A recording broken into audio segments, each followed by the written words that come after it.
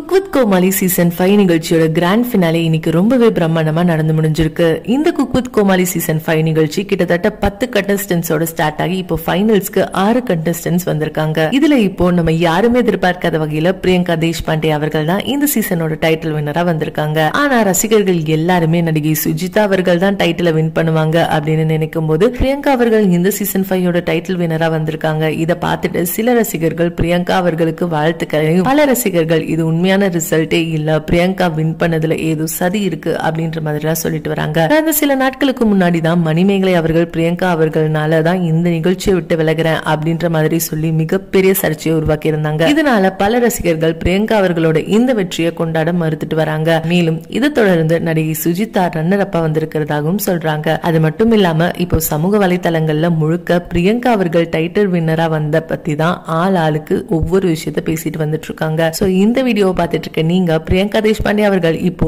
இந்த cook with Comali season 5 நிகழ்ச்சியோட title வின்னரா வந்திருக்கிறத பத்தி நீங்க என்ன நினைக்கிறீங்க அப்படின்னு உங்களுடைய கருத்துக்களை கீழே உள்ள கமெண்ட் செக்ஷன்ல ஷேர் பண்ணுங்க. மேலும் இது போன்ற பல முக்கியமான செய்திகளை தெரிஞ்சுக்க நம்ம சேனலை மறக்காம சப்ஸ்கிரைப் பண்ணிக்கோங்க.